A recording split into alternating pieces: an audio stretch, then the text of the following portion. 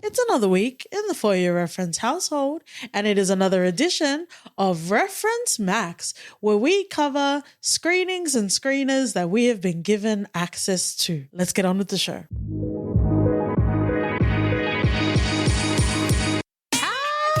Ho, friends and lovers. Welcome back to the For Your Reference podcast. You got your host, Katie. And Doti. Whew, I've been saying life has been lifing since June, Oti.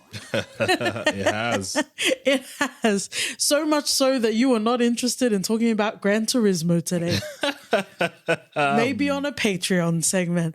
Welcome, friends and lovers. We hope you've all been well in the chaotic firestorm that is not Florence Pugh's bosoms, even though we do love them. Are you triggered, OT? Oh, so triggered. Ne'er another titty in sight, am I right? Mm-hmm. We're pop culture wankers, friends and lovers. On the docket today, we do have a get it right, get it tight sort of offering today, which is very nice. We also have a couple upcoming as well for Reference Max. But, you know, like a good nasty wine, we need to decant it. We need to let it breathe for a little bit. This first one that we're going to get into has actually been out for a little while now. I think just over a month. But I definitely wanted to spend some time in talking about it. I guess we'll decide whether we talk in spoilers. I'm fine not getting too close to the clit of spoilers, friends and lovers, so we might just keep this non-spoilery. But we are talking about the rejacked, jacks on, jack off, the rebooted, the remake Project Greenlight. I think it's called A New Generation. With the beloved, love and lauded Issa Rae, hashtag never forget the glory that was Lovebirds. We also have Kamal Nanjiani with Soup. We all love our soups. And also shout outs, love and splooshes to Gina Prince Bythwood. Also a throwback to our very recent episode of Swagger with Reggie Rock Bythwood. Mm-hmm. Okay, so I guess let's get into it. We both didn't really know anything about the original Project Greenlight, but I guess just give a bit of a background and I guess your thoughts as well. Project Greenlight offers a refreshing dive into the world of cinema. The behind-the-scenes look, combined with a diverse lens, is captivatingly fresh. I enjoyed every process of this. I learned a lot. Yeah. There were things that I thought were mystical or I would never figure out how things are done in certain regards. And this shed a light on that. Yeah. We saw the behind the scenes politics as well, which we knew exists, but seeing it play out in front of us was wild. I think even in terms of even the casting choices, I was like, wow, you know, it's wild how things or how decisions are made. You could see, you know how they're made. Yeah. But listening to people justify their decisions is something else altogether. And I think seeing such a diverse cast in this was refreshing for me. Apparently, this used to be something back in the day. And I tried to go back and look at some of the things. Yeah. I was like, even then, they didn't even have a female director back then. No females. No females. That at the top of the diversity chain, at least for affirmative action policies. Yeah, right. Like, and I know we'll get into the characters much later, but wow. I fully enjoyed this process. Love it. As a film lover, I love the opportunity to learn just how much is involved in being a director. Sheds light on the importance of owning and telling different stories, but also keeps it frustratingly entertaining for the audience. Yeah, and I think the importance of feedback. Oh. Feedback is your bloody friend, man. Yeah. Well, we're absolutely going to get to it. You know, it's been out for a while, friends and lovers. But again, we don't need to spoil it too much. But I thought, like, I didn't really have a grasp of what the show was. So I got very confused when they pretty much told us in the first episode that Miko was the winner. Right? I was like, oh, then what is this? Yeah. And then it actually becomes the craft, the actual filmmaking, which, Ooh, OT. Oh my, oh my, oh my. And then I guess there's a part of you that wonders, did they choose Miko because they knew that they would have these sort of producing Rachel Unreal reference moments of getting messy, frustrating us as viewers and that sort of thing? Or is it tangibly just watching it as it happens? I feel like we should have been given the opportunity to see most of the screens. Yeah. For the auditions, because they only highlighted the ones they liked. Yes. And out of those selected, Miko stood up. I can't deny that. Yeah, but that also is editing as well. Like they made it as if she was the only choice. Yeah. True. But the decisions to go with Miko presented, there were people who had question marks around that. And rightly so. Mm-hmm. And we got to see it, or at least they felt a bit justified in their decision or their apprehension much later, where they're like, bloody hell. Because it's one thing to present yourself as one thing. Mm-hmm. And if I'm a writer-director, then I need to bring my writiness and my directiness into the table. Yeah, because you came with the hyphen. Exactly. You said writer-director. You didn't just say you were a director. Yeah. I can't just come now and say, this is not my process. I'll just figure it out on the fly, or I'll think about the directing and the shooting of it, or I'll do it when we do it live. When we're shooting it, we'll see how we go. I want to come back to something that you mentioned earlier in your Rotten Tomatoes quote. You talked about the importance of diversity. If we are what is perceived to be as diverse, praising diversity, is that the ultimate goal? Riddle me that, OT Batman. It's not the ultimate goal, because... And I think watching Project Greenlight also showcased some of the issues in the industry as well, where if we do get a diverse cast or diverse lead, then they don't want to hire someone who's less experienced from a different background, because this is their project. Just say Miko, because we're talking about Miko. But how does that? You are literally on a show that amplifies underrepresented voices. That rubbed me the wrong way. You were given this opportunity. You were given a portfolio of perhaps not the most well-versed, perhaps not the most experienced. You also have Issa Rae at the helm with Hooray Productions, who are known. We talked about Insecure, how all of the crew behind the scenes were women, Black women. And we talk about the importance of that. You were on this show produced by Issa Rae and Hooray Productions, and you have the gall to open your mouth and be like, I think we need the best people for the job. Then you should fuck off then. Why are you here? But I also think the Mandem at Hooray should have voiced their concerns earlier. Montreal? Mm-hmm. So one of the notes that I had when we were watching the screeners for this was, I don't know how much of this is producing, and I don't know how much of this is them having problems with Miko. But I would also say, Hooray Productions literally don't miss. All of Insecure, Rap Shit, which hopefully will, it's coming out not too long now. I would imagine that the pride of the production is more important than the theatrics of the drama of this particular show. But I don't know. I can be convinced either way. Where are you landing with it? Because it was brought up. Miko brought it up. She felt that this was being overly produced. Yeah. And like it's the show first before making the film. Before making Miko's project work for her. Okay. And which was wild, because every aspect or little advice that she was given, she literally just ignored.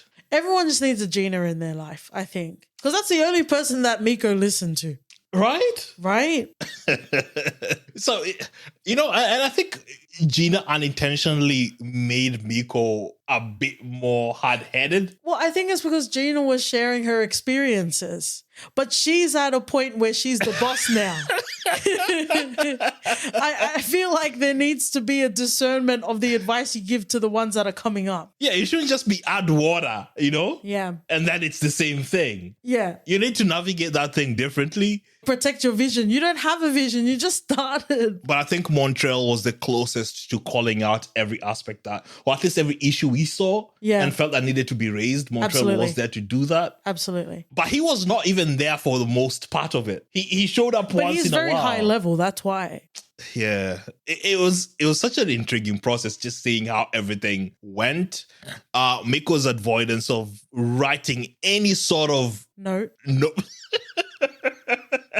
They got a round table and she just buffed it all out. But it's like they were giving so many different angles, so many different perspectives, and she didn't listen to any of them. It was definitely interesting just seeing the whole process, though.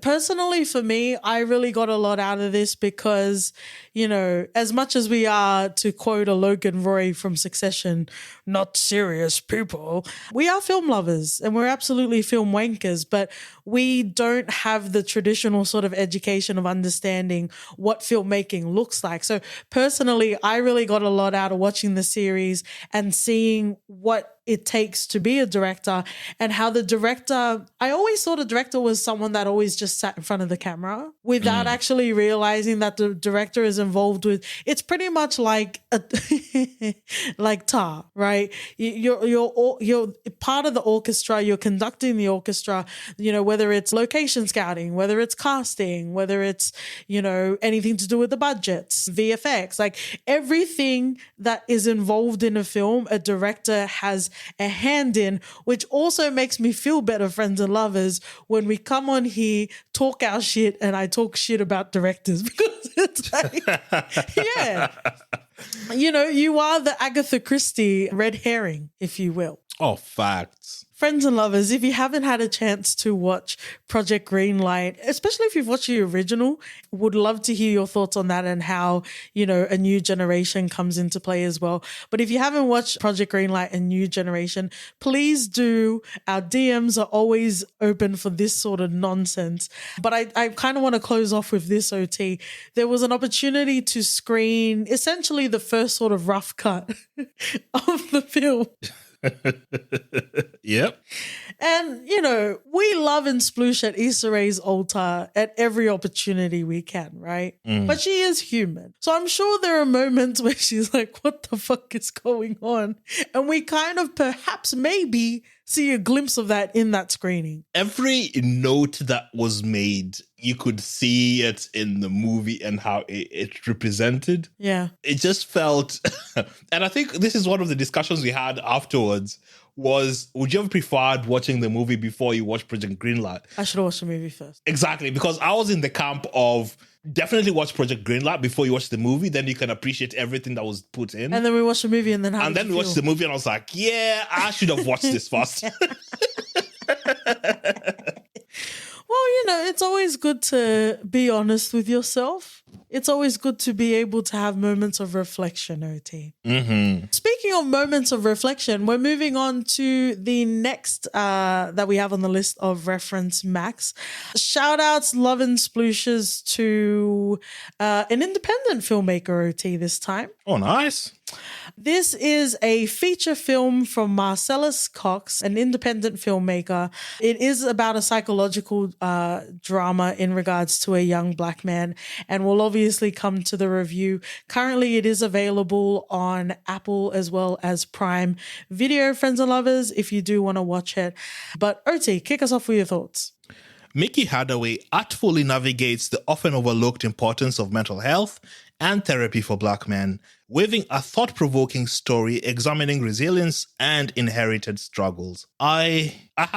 It was a mental journey with this. My mind was playing gymnastics. Yeah. I kept on moving from one side of the spectrum to another on how I felt about the protagonist. Yeah. And at the end of it, it left me thinking. And I think I think for every movie that you want to watch, you want to be able to leave the cinema or whatever, if you've watched it at home, and you say that you spent X number of minutes thinking about the effects it made. It has to evoke something. Right? And I felt like this evoked something in me that I wanted to dig deep and understand and fully realize in myself why exactly I was feeling that way. Yeah. Because the themes covered in this are quite heavy. Yeah. And those, you can empathize with the protagonist to a point. You can empathize with everything the society has put in place to keep certain people down to some degree. And then you can also take into account the decisions made by the protagonist,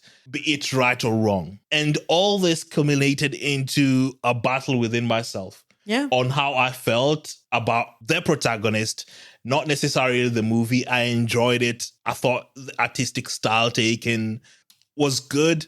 And I love the characters. I love the characters outside of the protagonist, where I had a more tumultuous relationship with. Well, Marcellus, maybe there's a spin-off with O.T. Hardaway. It seems like you had just as much quandary and quarrel as Mickey had. Yeah, he imparted me with Mickey.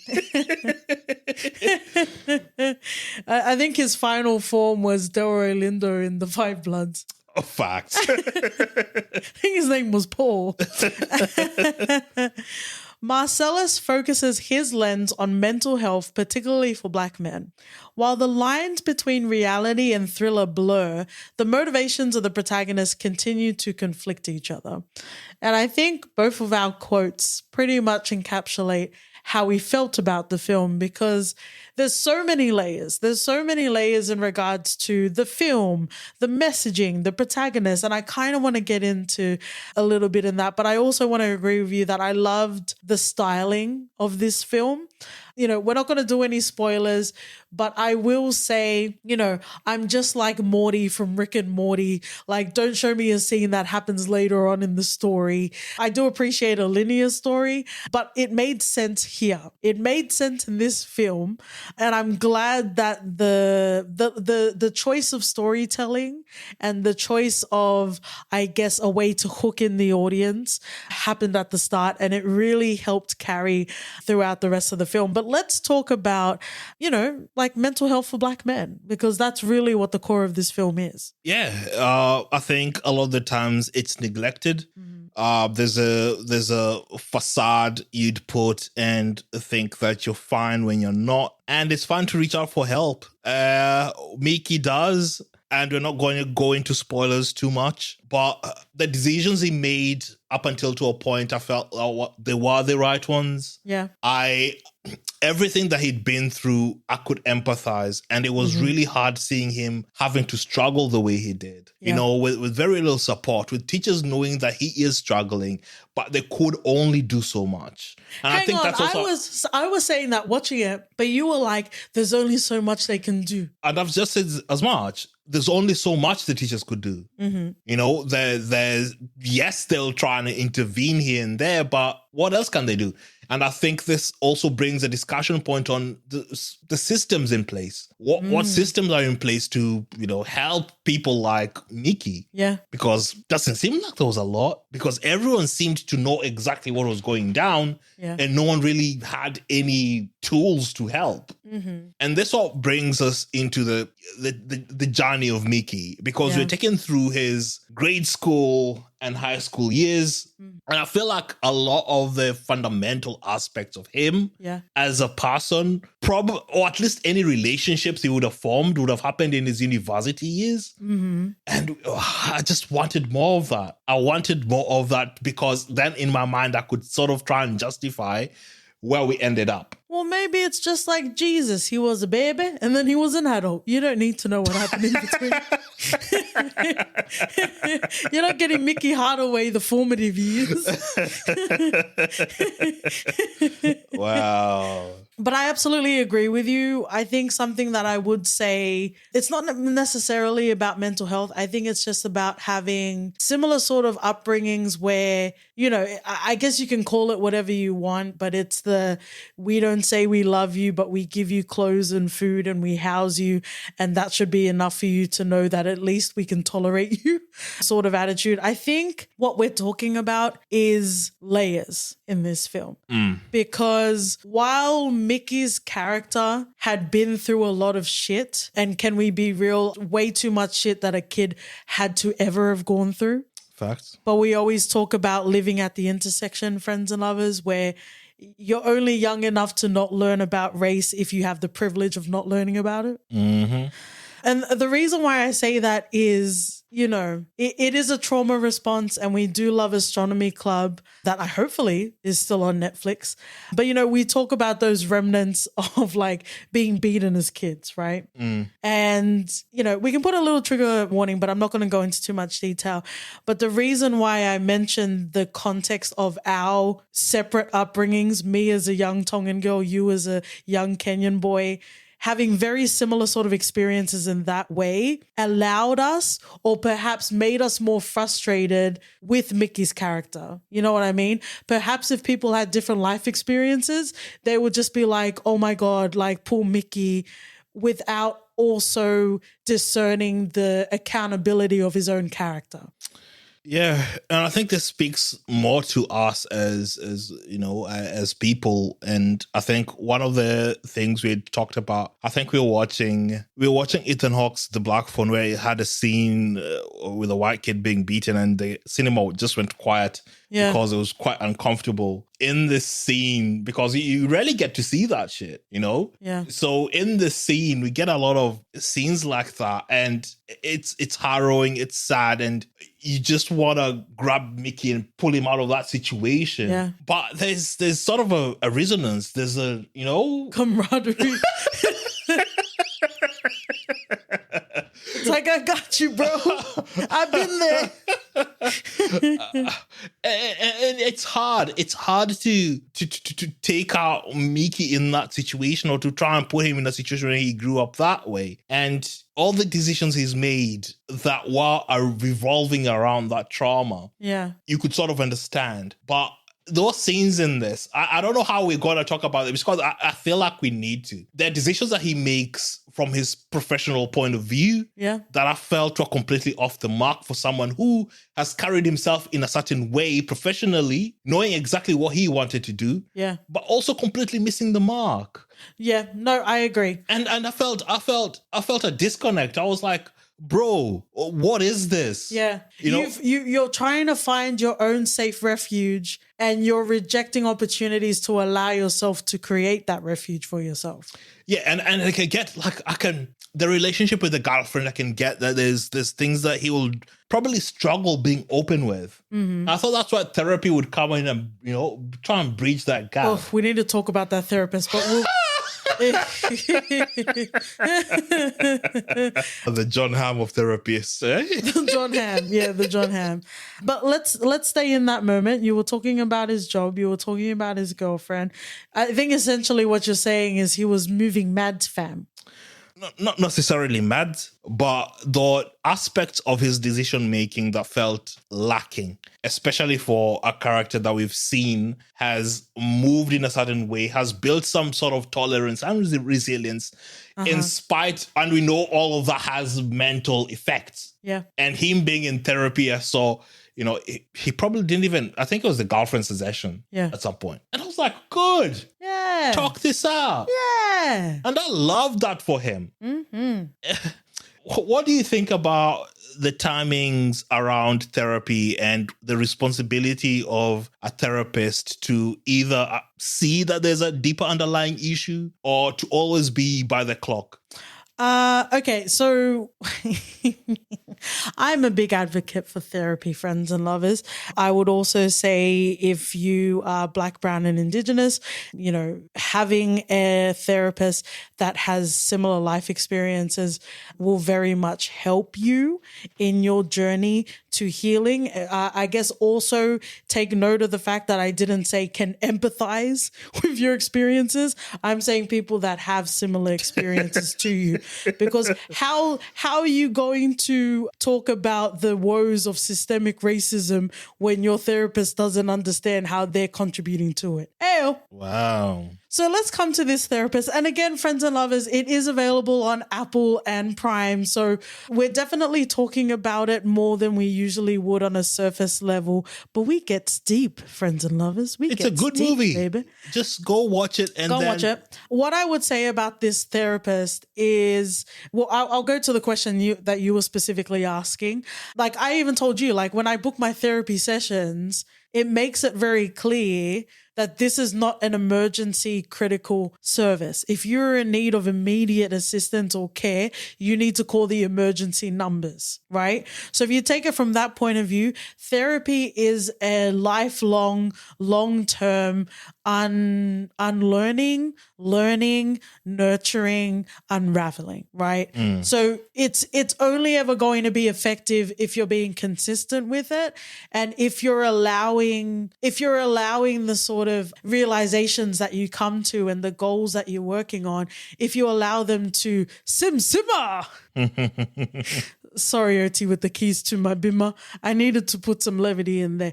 But, you need that time to stew between your sessions, right? So going back to your point and the aggravation that we saw in the film, I would say that denotes more to Mickey as opposed to whether therapy works or not. I would also say, and it isn't too much spoiling, but this really frustrated me, especially for someone that really believes that, therapy is such a great thing. And they're all doing it, so why can't we? Let's heal together, friends and lovers. I'll meet you where it's nasty. But the therapist was doing like a dick measuring contest on who's had more trauma with their daddy. And I'm like, I was like, my guy, take the certificate off the wall. What's the point? Don't diminish my experience because you went through the same thing. What is that? If there's ever a format where your trauma is all about you, it should be in a therapy where you're paying hundreds of dollars for one session. Yeah, miss me with that. I'm not here to sit and hear about your experiences. Listen to me. Yeah. No, that was absolute nonsense. But something that I wanted to say before you came to the therapist is I love the presence of like figures in his life that were men that weren't his father. Because as much as you say that the systems weren't working the way that they should have been working, etc., there were definitely people that cared enough. Oh, yeah. It feels as though we have a unique lens in that we can hold and nurture the trauma, but we can also identify behaviors that have nothing to do with the trauma. Yeah, right. Like there's you can sort of delineate. Maybe that's wrong. Maybe that's wrong of us trying to delineate the effects of the trauma that he's had and his the decision making or the impact it's had on his decision making. But all in all, Mickey is flawed, like many of us are. Mm-hmm. And he took an initial step in his healing that I hope that a lot of us would be able to take. Hopefully we do find that right therapist. And the healing can be done, because I think this movie is beautifully made. And it talks about issues that needs talking about. But I would also say credit to Marcellus and the team, because usually this sort of shit will piss me off. And I'm like, no, this is important that black men go to therapy. But I can see this film as a film. This is separate. Whatever's going on in this film, is outside of that. But, it's so interesting now that we get to interview on the podcast, because watching this film and discussing this film, there are so many things I would love to know about the making of Mickey Hardaway. Well, let's move on. We have a short by Lawrence Law Watson. It is called Shadow Acting. This is a 17-minute short. I believe there is a screening coming up in New York. Friends and lovers, we will put the links in the show notes, but it is a 17-minute short that explores an acting class, particularly the dynamic between the acting coach Anton and one of the lead sort of actors, or the more experienced sort of actors in the team, named Stella. I found it quite intriguing, quick-witted, edge of the seat engaging. The runtime is 17 minutes, and I didn't feel as if I'd sat watching it for 17 minutes, which I think is a testament to how it's been delivered. Usually with shorts, I know exactly where they're going to end up, or at least I'll try and pride myself that I have that knack. With this, I had no idea. It had such interesting dialogue, and I felt Stella was the window for the audience. Stella was us, or at least Stella was me in this, asking the questions I would have asked, dealing or at least creating that exposition that we need to know more of. Yeah. And just being the window and the soul for this, and everyone else is just high. Yeah, I could never be an actor, but yeah, go for it. I guess the first thing I want to start off with is, the beauty of cinema and how cinema can come in many different forms and many different formats. With the increasing focus on production in television as well as short series are regarded as cinema, at least in my opinion. You have feature-length films, and then you also have short film, which is also a part of cinema. I've had the opportunity to watch a few short films, mostly as a part of film festivals that we've covered on the podcast, Friends and Lovers, whether it was the Swana Film Festival, as well as the Pacifica Film Festival, and also Sydney Film Festival as well. So I really love short films and the insular world that can be explored through a short sort of narrative. There were two particular short films that I watched in the Swana Film Festival, one of them being Rest in Peace, and it talks about being in a war-torn country and the losing of and the forming of identity, and that even transcends into new lands and new adventures and losing those that you loved as a part of growing, as a part of survival, as a part of moving on. And that was a claymation short. And within that, it was an insular story. You had a start, middle, and end. You had highs and lows. And I really appreciate, love and laud the format of short film.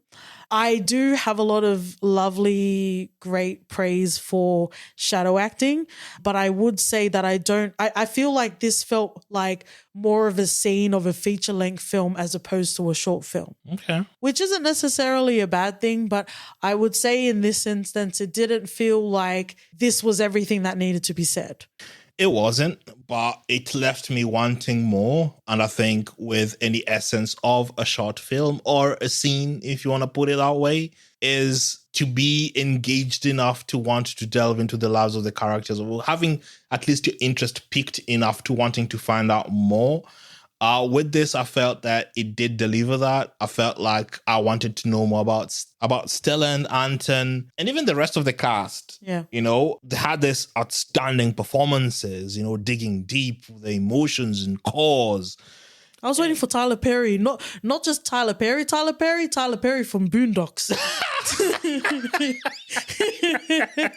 Well, for your reference, friends and lovers. And all of his oiled up castmates is coming along the side. But let me talk about the actual short. I agree with you. I feel like the production was very high in this short film. It was shot very crisply. We were very much, for the most part, set in one scene. There are moments where we're interspersed, especially when we're following Stella's character. But for the most part, we are focusing on the one scene. It may just be the meta-ness of it all, the fact that they're acting for me, that it felt like a scene as opposed to a short film. But irregardless of how I feel about the particular format, the acting was very spot on. There's so much fun dialogue in this short. And, aside from the fact that it is 17 minutes, I wouldn't want to take away from the experience of watching it as well. So what I will say is there's a lot of fun dialogue in this particular short that I won't take away by describing in this particular review. But I will say it really denotes to that push and pull of creating art for the art to be valued by the audience. And sometimes there can very much be a disconnect in that. Sometimes the creating of the art becomes more important than the accessibility. Yeah, 100%. It really speaks to overarching themes that I think both of us clocked very early. Like, something's going on here. Someone's leaving with something. Yeah, overall, very enjoyable 17 minutes. I wish there was more of it. I'd love to delve into Stella, the character, because you could see there's a lot in there. And even Anton, how did he end up as a coach? Because he's talking a big game. Are you saying he can't back it up? Can he? I don't know. I guess we'll see in another installment, maybe. But I do wonder what it is like to be the acting coach, but to not be the actor. Right? Because I don't think it was denoted to how illustrious or lack thereof his career might have been. But the way Stella carried herself, you could tell that maybe there wasn't anything there. Right? So we'll see. It seems like she was the most decorated in that room. Yeah. Pulling out Rotten Tomato ratings. Come on. Oh, yeah. Cuz. Oh, that reference? That was low. Yeah, it's always an interesting time when the tomatoes come out. Mm-hmm. Ooh. Wow. Well, reflecting on what we've covered this week, OT, would you rather be a director, go to therapy, or be an actor? I think I'd be director because I just can't do acting. That's wild. Ooh, very nice. Got your hands in all the pies, OT. Mm-hmm. If you would like to contribute to OT's first filmmaking GoFundMe on Twitter and Instagram and Spill, we're at For Your Pod. Write us an email at hello@forpodcast.com. We're also on Black Men and Everyone, but Black Men Should Go to Therapy podcast if you'd like to leave a rating and review. And we'll see you guys next week. See ya. Bye.